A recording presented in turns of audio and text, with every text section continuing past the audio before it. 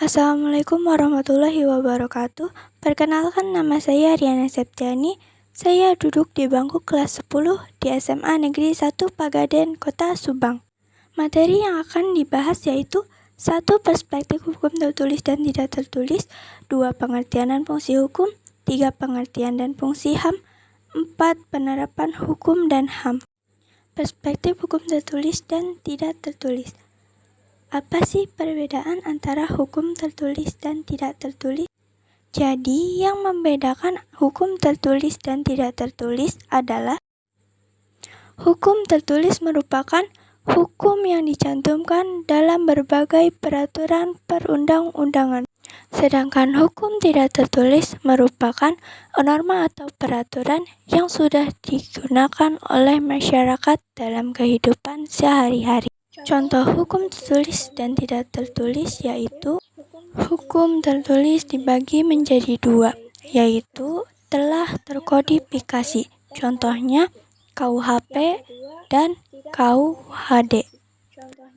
Yang kedua, tidak terkodifikasi. Contohnya hukum perkoperasian, PP, dan UU.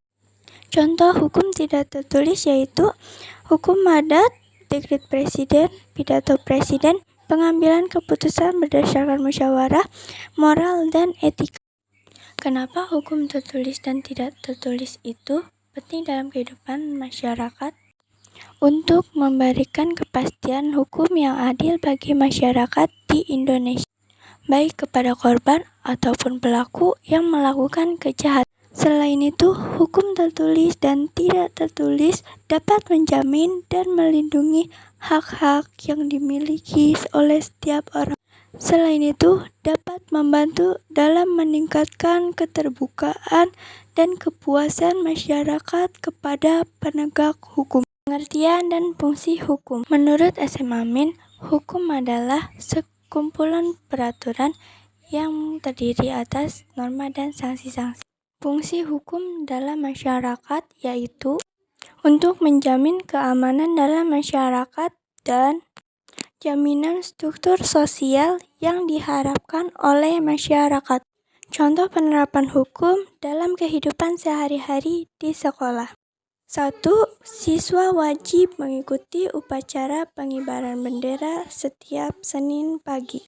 2. Siswa diwajibkan menggunakan seragam dengan atribut lengkap.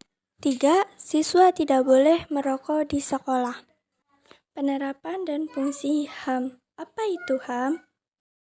Menurut Sutanyo Wingjo Subroto, hak asasi manusia merupakan hak dasar atau fundamental yang diakui secara universal sebagai hak yang melekat pada manusia karena kodrat dan hakikatnya sebagai manusia. Menurut Thomas Hobbes, HAM adalah jalan keluar untuk mengatasi keadaan homo homini lupus bellum omnium contra omnes, yaitu manusia dapat menjadi serigala bagi manusia lain.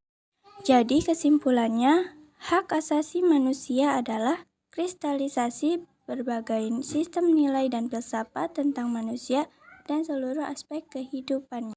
Jenis-jenis HAM yang diakui secara universal yaitu 1. Terlahir bebas dan mendapat perlakuan sama. 2. Hak tanpa ada diskriminasi. 3. Hak untuk hidup. 4. Hak tanpa perbudakan. 5. Bebas dari penyiksaan dan perlakuan yang merendahkan. Contoh pelanggaran HAM yang terjadi di Indonesia. 1. Trisakti. 2. Penghilangan orang secara paksa 1997 sampai 1998. 3. Timang Gajah 2000 sampai 2003. Penerapan hukum dan HAM. Beberapa prinsip kunci yang terkait dengan penegakan hukum yang adil dan transparan. 1. Ketidakberpihakan. 2. Transparansi. 3. Keadilan. 4. Akses ke pengadilan. 5. Transparansi proses. 6. Pengawasan. 7. Akuntabilitas. Peran dan tanggung jawab individu dalam penegakan hukum. Untuk menghormati orang lain dan membantu untuk melaporkan adanya kasus pelanggaran HAM, mentaati pelaturan yang berlaku, serta mengakui hak asasi orang lain. Contoh upaya yang dapat dilakukan untuk mencegah pelanggaran HAM yaitu 1. Menegakkan hukum secara adil. 2. Meningkatkan kualitas pelayanan publik. 3. Pengawasan dari masyarakat.